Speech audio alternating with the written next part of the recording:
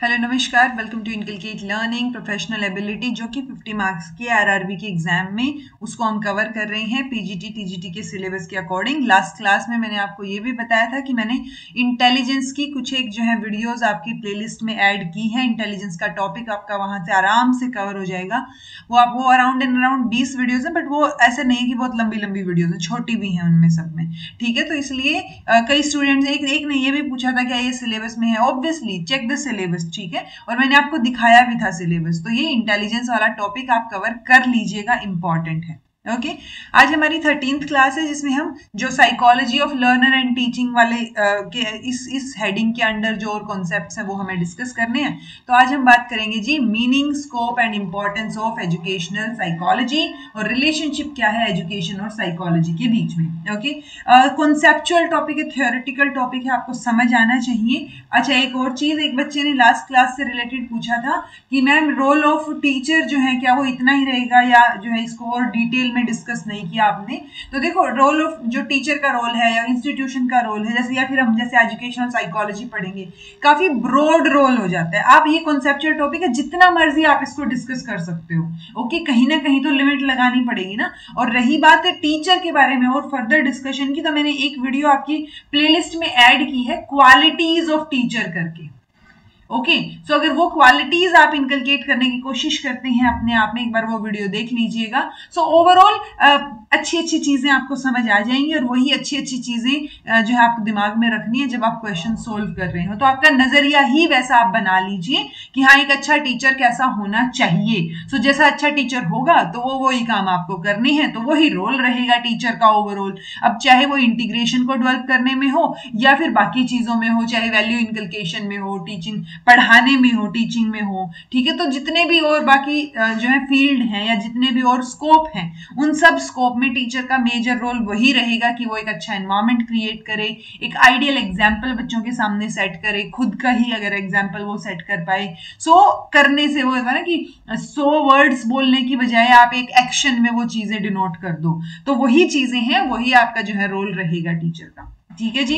So this is presented by me Raveena. Videos informative लगे तो inculcate learning को like share subscribe कर दीजिएगा। फिलहाल हम एजुकेशनल साइकोलॉजी की बात कर लेते हैं। ओके मतलब की बात करें तो एजुकेशन प्लस साइकोलॉजी, दो वर्ड से ये बना है। एजुकेशन के बारे में हमने फिलोसफी के दौरान भी पढ़ा था, और हम साइकोलॉजी को इसके साथ कंबाइन कर देंगे। सो यानी साइकोलॉजी में जो चीजें हम यूज करते हैं, जो प्रिंसिपल्स हम पढ़ते हैं, वो सारे एजुकेशन में एजुकेशन की प्रॉब्लम्स को सोल्व करने के लिए कैसे यूज किए जा सकते हैं, वो फील्ड जो है वो एजुकेशनल साइकोलॉजी का फील्ड है। ओके यानी कि एजुकेशनल साइकोलॉजी का मेजर एम रहेगा कि जो प्रोसेस या प्रोडक्ट है एजुकेशन का, तो यानी टीचिंग लर्निंग का प्रोसेस और उससे जो आउटकम निकल के आ रहे हैं, हमें उनको इंप्रूव करना है। किसकी हेल्प से? एजुकेशनल साइकोलॉजी की हेल्प से।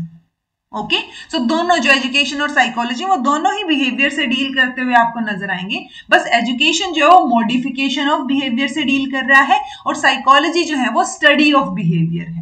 सो अब अगर हम स्टडी करना, ये मॉडिफाई करना चाह रहे हैं बिहेवियर को, तो पहले हमें बिहेवियर को पढ़ना पड़ेगा। ठीक है, तो इसलिए दोनों जो है वो एक तरीके से लॉजिकली रिलेटेड आपको नजर आएंगे, कि जितनी ज्यादा नॉलेज आपको साइकोलॉजी की रहेगी, उनको आप बेटर तरीके से यूज कर पाओगे एजुकेशन की प्रॉब्लम्स को सोल्व करने के लिए। ठीक है जी। तो एजुकेशनल साइकोलॉजी क्या हो गया? ये स्टडी ऑफ ह्यूमन बिहेवियर हो गया in relation to educational situation. क्योंकि अगर आप साइकोलॉजी के ओरिजिन देखोगे तो हम कभी इसको बोल देते कि ये सोल की स्टडी है, तो वो सोल की स्टडी बोलने से लेके बिहेवियर की स्टडी तक काफी इवोल्यूशन हमने साइकोलॉजी में देखा है। So educational psychology overall educational situation में ह्यूमन बिहेवियर को ऑब्जर्व करने से रिलेटेड है। ओके तो ये वो साइकोलॉजी जिसमें हम टीचिंग लर्निंग को देखते हैं, टीचिंग एंड लर्निंग कैसे होनी चाहिए, कैसे इंप्रूव किया जा सकता है, कैसे हम प्रोसेस को बेटर कर सकते हैं। सो वो सारी की सारी चीजें जो है वो इस फील्ड में होंगी। तो psychology applied in the field of education क्या बोल देंगे हम? एजुकेशनल साइकोलॉजी बोल देंगे। अब अलग अलग इंसानों ने, अलग अलग साइकोलॉजिस्ट ने अलग अलग डेफिनेशन दी है। जैसे स्किनर का कहना है, BF स्किनर नाम है इनका पूरा। So educational psychology is the branch of psychology जो कि टीचिंग एंड लर्निंग से डील करती है। सो ये स्किनर की डेफिनेशन है। डेफिनेशन आएगा यहाँ, मीनिंग लिख दिया मैंने, definition. Okay, definition of educational psychology. Peel जो है उनकी अलग डेफिनेशन है, वो साइंस ऑफ एजुकेशन बोलते हैं इसको, यानी educational psychology is science of education. Then एक और डेफिनेशन क्रो एंड क्रो की है, वो बोलते हैं कि एजुकेशनल साइकोलॉजी डिस्क्राइब और एक्सप्लेन करता है जो लर्निंग एक्सपीरियंस इंडिविजुअल के रही हैं जन्म से लेके बुढ़ापे तक, यानी पूरे लाइफ टाइम में क्या क्या लर्निंग एक्सपीरियंस आपके रही है उनको एक्सप्लेन करना, डिस्क्राइब करना एजुकेशनल साइकोलॉजी का काम है। ओके, सो ओवरऑल आप देखेंगे कि ओवरऑल हम घूम फिर के अलग अलग वोकैबुलरी में इसी बारे में बात करेंगे कि साइकोलॉजी या साइकोलॉजिकल प्रिंसिपल्स को कैसे हम एजुकेशन के फील्ड में एजुकेशनल प्रॉब्लम्स को सोल्व करने के लिए यूज कर सकते हैं या यूज करते हैं, वो स्टडी एजुकेशनल साइकोलॉजी में होती है। ओके, नेचर क्या रहेगा कि अप्लाइड साइंस है भी, कैसा नेचर है इसका। सो अगर आप ओवरऑल देखोगे तो इसको साइंस बोला गया है, यानी एजुकेशनल साइकोलॉजी जो है वो सफिशिएंट एविडेंस प्रोवाइड करती है कि एजुकेशनल साइकोलॉजी को एज अ साइंस देखा जाए। बहुत सारे रिसर्च और स्टडीज ऐसे हैं। सो ओवरऑल अगर हम देखें तो इसको जो स्कॉलर्स हैं, साइकोलॉजिस्ट हैं, वो साइंस ऑफ एजुकेशन के नाम से जो है वो रिकॉग्नाइज करते हैं, एक्सेप्ट करते हैं। ओवरऑल अगर आप देखेंगे तो इसको हम पॉजिटिव और अप्लाइड साइंस ऑफ बिहेवियर बोलते हैं। अब उसमें फर्दर और अलग अलग तरीके से कैसे इसको एक्सप्लेन कर सकते हैं वो यहाँ पे दिखा रखा है कि एजुकेशनल साइकोलॉजी एक अप्लाइड साइंस है, बिहेवियरल साइंस है, universally accepted body of fact है, साइंटिफिक मेथड्स को एम्प्लॉय करती है, कांस्टेंट सर्च फॉर ट्रूथ में रहती है। तो ये सारे हैं, इनको एक एक करके डिस्कस कर लेते हैं कि एजुकेशनल साइकोलॉजी कैसे एक अप्लाइड साइंस है, कैसे एक बिहेवियरल साइंस है, वगैरह वगैरह। सो अगर हम देखें तो अप्लाइड साइंस मतलब क्योंकि हम साइकोलॉजिकल प्रिंसिपल्स को एजुकेशन की प्रॉब्लम सॉल्व करने के लिए यूज कर रहे हैं, यानी अप्लाई कर रहे हैं, राइट, इसलिए इसको हम क्या बोलते हैं, अप्लाइड साइंस, क्योंकि हम एप्लीकेशंस देख रहे हैं psychological principles, laws, theories, methods, किसमें, एजुकेशन के फील्ड में। ओके, ये बिहेवियरल साइंस कैसे है, क्योंकि ये साइंटिफिक मेथड्स को अडॉप्ट करती है, एक साइंटिफिक अप्रोच को अडॉप्ट करती है बिहेवियर स्टडी करने के लिए कि टीचिंग लर्निंग सिचुएशन में बिहेवियर क्या रहेगा बच्चों का, कैसे वो सीख रहे हैं, उस दौरान क्या बिहेवियर है। तो इसलिए इसको बिहेवियरल साइंस बोल रहे हैं, क्योंकि ये बिहेवियर के साथ, ह्यूमन बिहेवियर के साथ डील करती है। ओके, देन है जी universally accepted body of fact, क्योंकि जो लॉज है एजुकेशनल साइकोलॉजी के वो यूनिवर्सल है, वो यहाँ भी सेम है, कहीं और जाओगे वहां भी सेम है। ओके, सो ओवरऑल इसमें वेल ऑर्गेनाइज्ड, सिस्टमैटिक और यूनिवर्सली एक्सेप्टेड फैक्ट्स आपको नजर आएंगे, जो कि किसके द्वारा सपोर्ट किए गए हैं, रेलेवेंट प्रिंसिपल्स के द्वारा, जो जहां पे हम अलग अलग एक्सपेरिमेंट्स करके चीजें करके देखते हैं। जैसे हम लर्निंग की थियरीज पढ़ेंगे, सो लर्निंग की थियरीज में पेवलोव का एक्सपेरिमेंट, थॉर्नडाइक का एक्सपेरिमेंट, स्किनर का एक्सपेरिमेंट, तो ये अलग अलग एक्सपेरिमेंट्स कर करके इन्होंने वो फैक्ट्स प्रोड्यूस किए हैं ना कि ये relevant psychological laws and principles हैं, तो वो बैक करते हैं इसको। यानी कि अगर हम बोल रहे हैं कि ये वेल ऑर्गेनाइज्ड है, सिस्टमैटिक है, यूनिवर्सली एक्सेप्टेड है, तो वो इसलिए बोल रहे हैं क्योंकि एविडेंसेस हैं हमारे पास। ओके, तो इसमें क्या है, universally accepted body of fact आपको नजर आएंगे। ये साइंटिफिक मेथड्स को एम्प्लॉय करती है, यानी कि जो भी चीज हम कर रहे हैं उसको हम वेरीफाई कर सकते हैं, वेरीफाई करेंगे तभी हम उन फैक्ट्स को बिहेवियर के लिए जनरलाइज करेंगे। ओके, सो जो ऑब्जर्वेशन है, एक्सपेरिमेंटेशन है, वो चीजें हम साइकोलॉजी में करके देखते हैं और उनका इस्तेमाल फिर हम एजुकेशन में करते हैं। सो ये साइंटिफिक मेथड्स जो है वो आपको यहाँ नजर आएंगे। देन है कॉन्स्टेंट सर्च फॉर ट्रूथ में हम हैं, क्योंकि आप एक बार देखोगे कि जब हम ह्यूमन बिहेवियर से डील कर रहे हैं तो ह्यूमन बिहेवियर डायनामिक होता है, ठीक है। तो कोई भी चीज अगर आज मैंने कोई एक्सपेरिमेंट करके कोई चीज की है, सो ऑब्वियसली फर्दर कोई और डेवलपमेंट इसमें हो सकती है। वो कोई ऐसे हार्ड एंड फास्ट रूल या हार्ड एंड फास्ट लाइन नहीं बन गई कि इसको चैलेंज नहीं किया जा सकता या इसको फर्दर वेरीफाई नहीं किया जा सकता, वो चीजें नहीं होंगी। तो हम अभी भी कांस्टेंट सर्च में हैं कि ट्रुथ की सर्च में कि और क्या चीजें हो सकती हैं। वो लेटेस्ट एक्सप्लेनेशन या स्टडीज, मॉडिफिकेशन, वो आपको अलग अलग चीजें हमेशा देखने को मिलती हैं, ठीक है। देन है जी ये एजुकेशनल साइकोलॉजी इंपेरिकल और फैक्चुअल है, क्योंकि इसके जो कंक्लूजन्स हैं वो एक तरीके से आपको ऑब्जेक्टिव, रिलायबल और वैलिड नजर आएंगे। ओके, जहां भी रिलायबिलिटी की, विश्वसनीयता की बात आए, दैट मीन्स हम कंसिस्टेंसी की बात कर रहे हैं, ये वर्ड आप याद रखिएगा। जहां भी वैलिड या वैलिडिटी की बात आए, क्योंकि हम इवेल्युएशन में भी पढ़ेंगे इन चीजों को, सो वैलिड की बात आए, वहां पे आप एक्यूरेसी को याद रखिएगा। ये दो वर्ड्स एक तरीके से ध्यान रखिए कि वैलिड बोल रहे हैं तो एक्यूरेसी की बात हो रही है, रिलायबल बोल रहे हैं तो कंसिस्टेंसी की बात हो रही है। ओके, तो इसके जो कंक्लूजन्स हैं वो आपको ऑब्जेक्टिव, रिलायबल और वैलिड नजर आएंगे।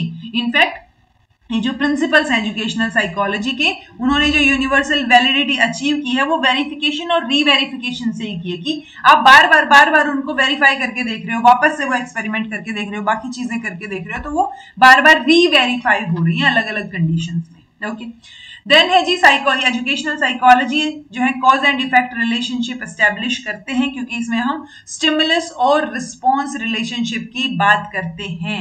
स्टिमुलस और रिस्पॉन्स वो हम पेवलोव के एक्सपेरिमेंट में भी देखेंगे कि अच्छा ये स्टिमुलस है, ये उद्दीपक है और ये रिस्पॉन्स हमें देखने को मिला। ओके, कि अगर वो पेवलोव के एक्सपेरिमेंट में आपको स्टिमुलस और रिस्पॉन्स अच्छे से, या बाकी जो स्किनर के एक्सपेरिमेंट है वहां पे अच्छे से समझ आ जाएगा। ओके, ये एनालाइज करते हैं लर्नर के बिहेवियर को किस टर्म्स में, कॉज एंड इफेक्ट वाले रिलेशनशिप के टर्म्स में, कि और कैसे जो है आप अलग अलग बिहेवियर के एस्पेक्ट्स को एक्सप्लेन कर सकते हो। तो कॉज एंड इफेक्ट वाला रिलेशनशिप आपको यहां दिखेगा। ओके, एजुकेशनल साइकोलॉजी प्रेडिक्शन करती है किस बारे में, बिहेवियर के बारे में। ठीक है, तो बिहेवियर यानी हम साइकोलॉजिकल टेस्ट का यूज करते हैं, साइकोलॉजी में जो टेस्ट है उनका यूज करके हम एजुकेशन में चीजें सर्च करना चाहते हैं। हम बच्चों की इंटेलिजेंस सर्च कर रहे हैं, एप्टीट्यूड चेक करना चाह रहे हैं, इंटरेस्ट इन्वेंटरीज के थ्रू हम उनका इंटरेस्ट देखना चाह रहे हैं। सो वही है कि ताकि हम प्रिडिक्ट कर पाए कि फ्यूचर परफॉर्मेंस या अचीवमेंट क्या रहेगी उनकी। तो प्रिडिक्शन चल रहा है बिहेवियर का यहाँ पे, कि किसी पर्टिकुलर बिहेवियर को इन्होंने प्रिडिक्ट किया कि फर्दर ये भी चीज हो सकती है कि अच्छा इंटेलिजेंस स्केल पे अच्छा जो है बच्चे का रिजल्ट आए तो वो इंटेलिजेंट है,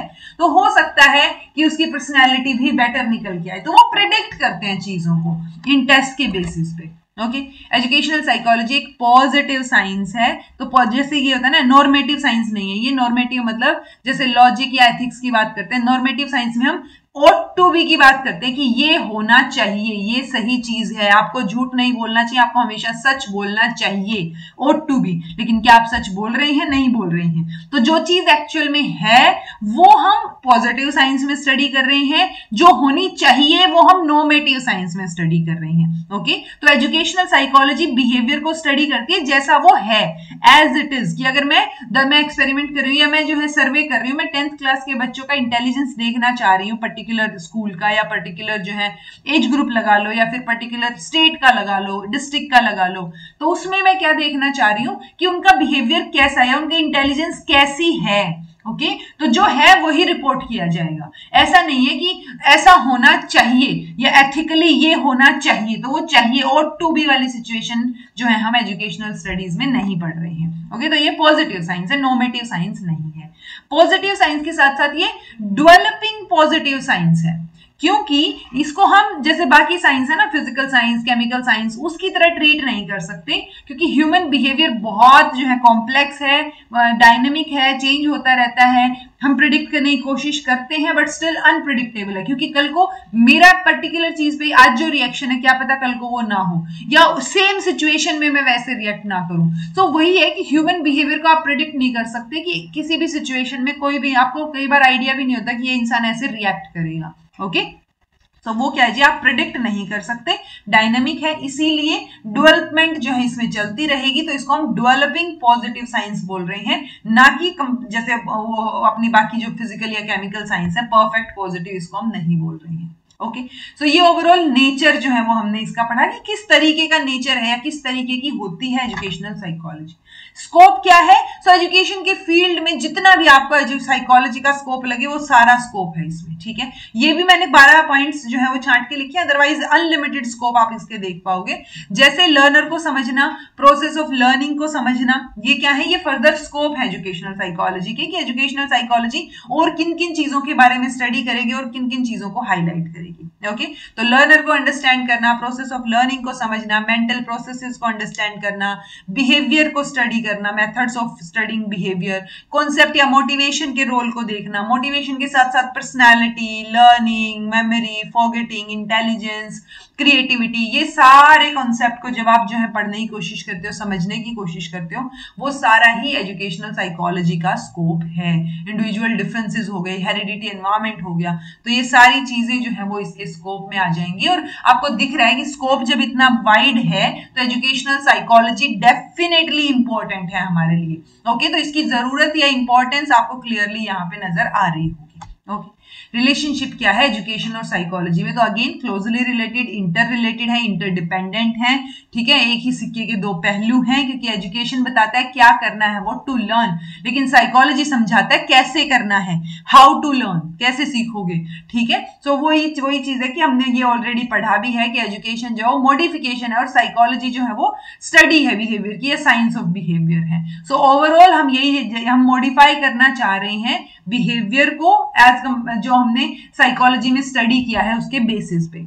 सो अगर आप रिलेशनशिप समझने की कोशिश करो, सो अगर एजुकेशनल पॉइंट ऑफ व्यू से हम ओवरऑल मिलाएं तो साइकोलॉजी का relationship aim of education, curriculum, method of teaching, teacher, textbook, time table, ये सारी जगह पे ही आपको कोरिलेशन जो है वो नजर आएगा। कैसे नजर आएगा, एक बार इन पॉइंट्स को डिटेल में डिस्कस कर लेते हैं ताकि आपको समझ आ जाए कि एजुकेशन और साइकोलॉजी एक्चुअल में रिलेटेड कैसे है। ओके तो सबसे पहला है जी एम ऑफ एजुकेशन। तो देखो एम ऑफ एजुकेशन तो फिलोसफी, सोशियोलॉजी सब लोग डिसाइड करेंगे, लेकिन थोड़े थोड़े, क्योंकि हर जगह पे हर किसी का रोल है ना। जब आपसे पूछा जाए कि फाउंडेशन क्या है एजुकेशन की, सो फाउंडेशंस की जब आप बात करते हो या बेसिस की बात करते हो फाउंडेशन ऑफ एजुकेशन, तो उसमें तीन मेजर चीजों की बात करते हो आप। एक आप बात करते हो फिलोसॉफिकल फाउंडेशन, फिलोसॉफिकल। दूसरा आप बात करते हो साइकोलॉजिकल फाउंडेशन, साइकोलॉजिकल। और तीसरा आप बात करते हो सोशियोलॉजिकल, ठीक है, सोशियोलॉजी, सोसाइटी, सोशियोलॉजिकल, ठीक है। सो ये तीन मेजर फाउंडेशन है। हो सकता है आपको पूछ भी लिया जाए बेसिस ऑफ जो है विच इज नॉट द, एक क्वेश्चन भी ऐसा कहीं तो आया हुआ था, which is not the foundation या बेसिस ऑफ एजुकेशन, और उसमें 4 ऑप्शन थे, साइकोलॉजिकल, फिलोसॉफिकल, सोशियोलॉजिकल और इकोनॉमिक। तो इकोनॉमिक जो है वो अलग हो गया, बाकी 3 जो है हमारे बेस हैं, फाउंडेशन है। सो ऐसे ही जब आप साइकोलॉजी की बात करते हो तो साइकोलॉजी जो है वो एम को डिसाइड करेगी कि स्पेसिफिकली उन एम्स को जो प्रैक्टिकली अचीव किए जा सके, ठीक है, किसको ध्यान में रखते हुए, इंडिविजुअल डिफरेंसेस को ध्यान में रखते हुए कि ये एम ऑफ एजुकेशन जो है वो अचीवेबल है, प्रैक्टिकली हम इनको अचीव कर सकते हैं, तो इनको हम एम ऑफ एजुकेशन बना सकते हैं। ओके तो ये रिलेशनशिप हो गया। दूसरा है जी करिकुलम के साथ साइकोलॉजी का रिलेशनशिप, क्योंकि एजुकेशन का मतलब यही तो है सारी चीजें, एम ऑफ एजुकेशन, करिकुलम क्या है, पढ़ाते कैसे हो, क्या चीजें हैं वो सब। ओके सो जब हम इसकी बात करते हैं करिकुलम की, तो साइकोलॉजी जो है वो एक करिकुलम के स्कोप को वाइड बना देता है जब वो करिकुलर के साथ साथ को करिकुलर एक्टिविटीज को भी इंक्लूड करता है ताकि बच्चे का डेवलपमेंट बेटर तरीके से हो सके। ओके सो मेजरली ये एम्फेसाइज करते हुए आपको नजर आएंगे एक्टिव लर्निंग के ऊपर, पढ़ाई के साथ साथ, एकेडमिक के साथ साथ को करिकुलर या एक्स्ट्रा करिकुलर एक्टिविटीज के ऊपर। Okay so all round development जो है वो बच्चे का, उस पर फोकस करते हुए करिकुलम बनेगा, यानी चाइल्ड के ऊपर फोकस है और हम चाइल्ड के बिहेवियर को ही साइकोलॉजी में स्टडी करते हैं। Okay then method of teaching, तो साइकोलॉजी स्ट्रेस करता है कि इनोवेटिव और इंटरेस्टिंग मेथड्स जो है वो होने चाहिए बच्चों को समझाने के लिए, सिखाने के लिए, क्योंकि साइकोलॉजिकली कैसे वो सीखेंगे, वो लर्निंग बाय डूइंग से सीखेंगे, करके सीखेंगे चीजों को। तो जहां पर भी आपसे पूछा जाए ना कौन सा मेथड बेस्ट है या कोई ऐसी चीज, तो उसमें आप फोकस कीजिए कि जो चाइल्ड है, बच्चा है, वो कहाँ ज्यादा एक्टिव है। तो जितना ज्यादा या जिस जो है इसमें मेथड में बच्चा ज्यादा एक्टिव नजर आएगा, ज्यादा पार्टिसिपेट करता हुआ नजर आएगा, वो ज्यादा बेटर और इंटरेस्टिंग मेथड होगा। ओके जैसे हम प्लेवे मेथड उसमें बच्चे को खेल में इंक्लूड कर रही हैं, project method, problem solving method, Montessori method, inquiry method, तो ये सारे के सारे मेथड्स में बच्चे का कंट्रीब्यूशन बहुत है और उसी के ऊपर स्ट्रेस करती है psychology. Okay psychology and teacher, teacher का क्या रोल रहेगा, तो अगेन टीचर जो है वो बच्चे को समझ पाएगा साइकोलॉजी, क्योंकि साइकोलॉजी हेल्प करेगी ना। अगर इसीलिए आप देखेंगे कि अभी आप टीचर बनना चाह रहे हैं और आपके सिलेबस में साइकोलॉजी, फिलोसफी, ये सारी चीजें हैं, ताकि आप बच्चे को, लर्नर को अच्छे से समझ पाओ, लर्निंग प्रोसेस को समझ पाओ, सिचुएशंस को समझ पाओ, कैसे लर्नर को समझते हुए एक अच्छा एनवायरनमेंट क्रिएट करना है। जैसे पहले नहीं इंक्लूड होती थी ये चीजें, कौन पेडागोजी पढ़ाता था, टीचर ऐसे ही बन गए थे, लग गए थे। जो अब रिटायरमेंट की अर्ज पे हैं टीचर्स, वो बहुत पहले लगे हैं ना, तो वो बहुत पहले से जॉब में है, उन्होंने ऐसे कोई चीजें नहीं दी हैं, नहीं पढ़ी हैं। ओके उनसे अगर आप देखोगे कि उनका जो थॉट प्रोसेस है वो अलग मिलेगा आपको। एक अच्छा थॉट प्रोसेस आपका बने, आप बच्चे को समझना चाहो कि अगर बच्चा लड़ रहा है तो आप उसको, या बच्चे को समझ नहीं आ रहा है तो आप उसको डांटने की बजाय अपना तरीका चेंज करो। ठीक है, कि बच्चे की गलती नहीं, अगर उसको समझ नहीं आ रहा है, टीचर की गलती है उसको समझ नहीं आ रहा है कि क्यों नहीं समझ आ रहा है, तो अगर आपको बच्चे को समझना पड़ेगा, उसके स्टाइल ऑफ लर्निंग को समझना पड़ेगा। ठीक है, उसका क्या प्रोसेस है समझने का, क्या इस एग्जाम्पल से समझ नहीं आया, दूसरे से समझा के देखते हैं। वो एक एम्पैथी वाली चीज। ठीक है, तो ये एनकरेज करता है टीचर को। सिंपैथेटिक नहीं, आप एम्पैथेटिक वर्ड हमेशा ज्यादा याद रखिए। ठीक है, सिंपैथी तो वो एक होता है ना कि सहानुभूति वाली भावना हो गई। वो सहानुभूति की हम बात नहीं करते हैं, बहुत जगह आपको ये वर्ड लिखा मिल सकता है, बट अगर आपको सिंपैथेटिक और एम्पैथेटिक में चूज करना पड़े तो आप एम्पैथी पे जाइए।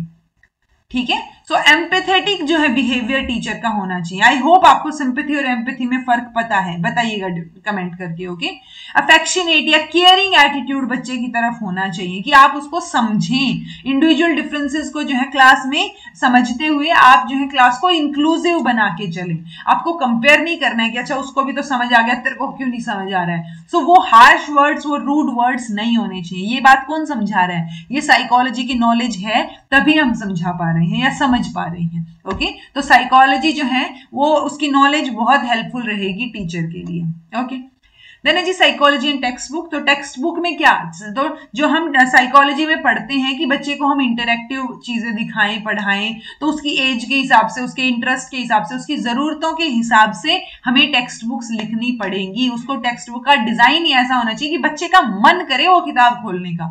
एम्फेसिस किस पे है, बुक्स को अट्रैक्टिव, कलरफुल, यूजफुल और इंटरेस्टिंग बनाने के लिए। ऐसा ना हो कि वो बोर हो रहा है किताबें देख के, वो बोर ना हो, बच्चे को इंटरेस्ट आए कि चलो पढ़ के देखते हैं। ओके, टाइम टेबल, नॉलेज अगर है आपको साइकोलॉजिकल प्रिंसिपल, अगर आप देखेंगे कि जो साइकोलॉजी का टीचर होगा ना वो आपको ज्यादा दिखेगा सिलेबस बनाता हुआ, या मैथ्स का टीचर, क्योंकि कॉम्प्लेक्स हो जाता है टाइम टेबल बनाना, तो यूजुअली मैथ या साइकोलॉजी के टीचर को दिया जाता है, क्योंकि साइकोलॉजी का जो टीचर है उसको पता है कि किस तरीके से चीजें की जा सकती हैं। ऑल्दो वो अलग बात है ग्राउंड लेवल पे कितना हो रही है नहीं हो रही है, लेकिन साइकोलॉजिकल प्रिंसिपल्स की अगर नॉलेज है तो आप एक बेटर टाइम टेबल बना पाओगे। ऐसा नहीं होगा कि आपने पहला क्लास जो है वो मैथ्स का दे दिया और मैथ्स के बाद साइंस चल रही है, साइंस के बाद जो है वो इंग्लिश चल रही है, तो ऐसे नहीं हो कि बच्चे को डिफिकल्टी आए, बच्चा जो है वो थक जाए जल्दी से। ओके, अब आपको पता है कि अच्छा बच्चे को मैथ्स टफ लगता है या साइंस जो है subject as a subject tough है, तो आप बच्चा फ्रेश होके गया है ना स्कूल में, आप उसको इनिशियली पढ़ाओ वो चीज जिसमें उसकी एनर्जी लगनी है। ओके, फिर बीच में आप जो है क्या करो, उसको को करिकुलर एक्टिविटीज में इंक्लूड कर दो। ठीक है, तो वो सारी चीजें आपको देखनी पड़ेगी कि बच्चा इस अगर मैथ्स पढ़ के थक गया या साइंस पढ़ के, आप ऐसा नहीं करोगे कि लगातार 2 लेक्चर आपने मैथ्स के या 2 लेक्चर साइंस के कर दिए, राइट। वो चीज भी नहीं है। तो आपको एक एडिक्वेट फ्रेमिंग आनी चाहिए स्कूल टाइम टेबल की, और वो तभी कर पाओगे जब आपको साइकोलॉजिकल प्रिंसिपल्स की नॉलेज होगी। ओके, कि कैसे चलो मैथ्स या साइंस पढ़ के बच्चा थक गया होगा तो एक जो है म्यूजिक का पीरियड डाल देते हैं या एक प्ले पीरियड डाल दिया, तो वो बीच में चीजें आपको मैनेज करनी पड़ेंगी। ओके, देन है जी psychology and audio visual aids. तो साइकोलॉजी हमेशा फोकस करती है कि टीचिंग लर्निंग प्रोसेस में आप जो है मैक्सिमम सेंसेस का इस्तेमाल कर पाओ। तो देखो ऑडियो विजुअल में आपको सुनाई भी दे रहा है और दिखाई भी दे रहा है, जैसे ये पीपीटी है वो आपको दिखाई दे रही है, मैं बोल के आपको समझाने की कोशिश कर रही हूँ, और प्लस हो सकता है मैं बीच में कोई और जो है वो मूविंग वीडियो डाल दूं या मोशन डाल दूं कुछ, तो वो चीजें क्या है वो एंगेज करके रखती हैं बच्चे को। तो वो वहां पे जितने ज्यादा सेंसेस का इस्तेमाल हो रहा होगा उतना बेटर जो है वो आपकी लर्निंग होगी। तो कई बार ये भी हो सकता है कि कौन सा मेथड या कौन सी चीज बेटर है, तो जिसमें बच्चे के ज्यादा से ज्यादा सेंसेस का इस्तेमाल हो रहा हो। एक तो बच्चा सिर्फ सुन रहा है, सिर्फ कान का इस्तेमाल हो रहा है, ठीक है, देख रहा है बस, तो एक बच्चा जो है वो उसको कुछ अच्छा इंटरेक्टिव इंटरेस्टिंग जो है वो दिखाई दे रहा है, ठीक है, वो चीज ऐड हो गई। उसके साथ साथ हो सकता है हम उसको इंक्लूड भी कर लें, तो इंक्लूड कर लिया उसको तो और भी बढ़िया चीज होगी। तो हमें जितने ज्यादा सेंसेस उतना बेटर जो है वो एंगेजमेंट और बेटर जो है उसकी क्या होगी, सीख पाएगा बच्चा। इसमें बेस्ट एग्जांपल है कोन ऑफ एक्सपीरियंस का। सो एडगर डेल का है, ये बात याद रखिए, हो सकता है सीधा सीधा पूछ ले कोन ऑफ एक्सपीरियंस किसने दिया, एडगर डेल ने दिया। ये है वो कोन ऑफ एक्सपीरियंस कि जहां पे डायरेक्ट लर्निंग बाय डूइंग है ना, वहां ज्यादा सीखोगे, लर्निंग थ्रू ऑब्जर्वेशन उससे थोड़ा सा कम, और उससे बिल्कुल कम जो है आप रिटेन कर पाओगे, कम सीख पाओगे जब आप सिर्फ सिंबॉलिक एक्सपीरियंस है या फिर आपके इमेजिनेशन में ही चीजें हैं। ओके, जैसे एक डायरेक्ट और पर्पसफुल एक्सपीरियंस आपको बेटर सिखाएगा as comparison to educational TV, या उसका वो better, educational TV is better क्योंकि उसमें एटलीस्ट मूवमेंट है, चीजें दिख रही हैं, सिर्फ बोल बोल के बता दिया। Okay, verbal symbols. सो वो ये कोन ऑफ एक्सपीरियंस आप याद कर सकते हो अगर आपको याद रहे तो। बाकी आपको समझ आ गया तो आप समझ के कंपेयर कर पाओगे कि कौन सा ज्यादा बेटर है और कौन सा कम है। ओके, साइकोलॉजी एंड डिसिप्लिन की अगर हम बात करें तो ये भी जो, अगर आपको नॉलेज है साइकोलॉजी की तो आप बेटर तरीके से इन डिसिप्लिन वाली प्रॉब्लम्स को सोल्व कर पाओगे। ओके, अगर आपको साइकोलॉजी की नॉलेज है तो आप जो है बच्चे को लड़ाई कर रहे हैं, दो बच्चे, तो उनको डायरेक्ट पीटने की बजाय आप एक बार उनकी बात सुनने की कोशिश करोगे, किस तरीके से चीजों से डील किया जाना चाहिए वो आपको आएगा। ठीक है, तो जो डिसिप्लिन है वो प्योरली साइकोलॉजिकल प्रिंसिपल्स पे बेस्ड है। अगर हम मॉडर्न कॉन्सेप्ट की बात करें तो आपको नॉलेज होनी बहुत जरूरी है साइकोलॉजिकल कॉन्सेप्ट की, कि अगर आपको पता है कि इस जो है, मान लो छोटे बच्चों को आप पढ़ा रहे हो और बच्चे ने जो है 3 साल का बच्चा आपकी क्लास में है और बिल्कुल ही स्कूल में आया ही है या स्कूल में आई है बच्ची, तो वहां पे वो अगर चीजें उठा के फेंक रही हैं, टेंट्रम्स थ्रू कर रहे हैं, तो आपको पता होना चाहिए कि उनसे कैसे डील करना है। ऑब्वियसली आप उनको मार पीट करके या डांट के नहीं समझा पाओगे, आपको प्यार से डील करना आना चाहिए। सो वही हम कॉन्सेप्ट साइकोलॉजी में पढ़ते हैं कि बच्चा कब कौन सी ग्रोथ एंड डेवलपमेंट की स्टेज से गुजर रहा है, कब उसको गाइडेंस या काउंसलिंग की जरूरत है, कैसे उसकी मेंटल हेल्थ को चेक किया जाए, मेंटल हाइजीन मेंटेन की जाए, कैसे जो है वो एडजस्टमेंट, माल एडजस्टमेंट वाली चीजें हैं। सो वो बहुत जरूरी है बच्चे को डिसिप्लिन बनाने के लिए कि आपको साइकोलॉजिकल प्रिंसिपल्स पता हो। ओके, साइकोलॉजी एंड इवैल्यूएशन की आप बात करोगे तो जो कॉन्टिन्यूअस एंड कॉम्प्रिहेंसिव इवैल्यूएशन की हम बात करते हैं वो यहीं से आया है कि आपको कॉन्टिन्यूटी में साइकोलॉजी का ही तो कॉन्ट्रीब्यूशन है एजुकेशन के फील्ड में। ठीक है, कि semester system, grading system, choice based credit system, ये सारे के सारे जितने भी कॉन्सेप्ट हैं इनमें एक साइकोलॉजिकल बेस आपको देखने को मिलेगा। ओके, देन है जी साइकोलॉजी एंड एडमिनिस्ट्रेशन। तो पहले एडमिनिस्ट्रेशन आपको ऑटोक्रेटिक नजर आएगा, लेकिन अब जो है वो डेमोक्रेटिक अप्रोच की तरफ हम बढ़ रहे हैं, और डेमोक्रेटिक अप्रोच है जहां पे हम कोऑपरेशन की, कोलैबोरेशन की बात करते हैं। ठीक है, सो वो चीज आपको पता हो कि म्यूचुअल डिस्कशन और कोलैबोरेशन से ही प्रॉब्लम्स जो है वो सोल्व होंगी। तो वो सारी चीजें आप तभी कर पाओगे जब आपको साइकोलॉजिकल प्रिंसिपल्स की नॉलेज होगी। Okay, psychology and research. तो रिसर्च में भी हम नए नए तरीके ढूंढने की, नए नए टूल्स या टेक्निक्स ढूंढने की कोशिश करते हैं टीचिंग लर्निंग प्रोसेस को इंप्रूव करने के लिए, बेटर बनाने के लिए। ओके, और हम जब नई नई चीजें ढूंढने की कोशिश कर रहे हैं तो साइकोलॉजी जो है वो इनोवेशंस इंट्रोड्यूस करती है कि पहले सिर्फ लेक्चर मेथड था, प्रोजेक्ट बेस्ड मेथड भी है, उसके साथ साथ अब फ्लिप्ड क्लासरूम का मेथड भी है। फ्लिप्ड क्लासरूम का मतलब आपको पता होना चाहिए, मतलब क्या है, देखो क्लासरूम ट्रेडिशनली क्या है, टीचर आया, उन्होंने पढ़ाया और वो चला गया, या आपसे पूछ लिया कि समझ आया या नहीं आया, वो है ट्रेडिशनल क्लासरूम। अब इसको उल्टा कर दो, फ्लिप्ड क्लासरूम में हम क्या कर रहे हैं, बच्चे को जो कंटेंट है वो पहले ही प्रोवाइड कर रहे हैं। ठीक है, मैं एक बहुत बेसिक सा एग्जांपल देती हूँ कि मान लो मैं आपको ऑफलाइन भी पढ़ाती हूँ, तो मैं आपको क्या बोलूँ कि एक बार ऑनलाइन मैंने ये वीडियो बनाई थी इस टॉपिक से रिलेटेड, आप ये पढ़ के सुन के समझ के आइएगा, और क्लास में आके हम क्या करेंगे, इस टॉपिक के ऊपर डिस्कशन करेंगे।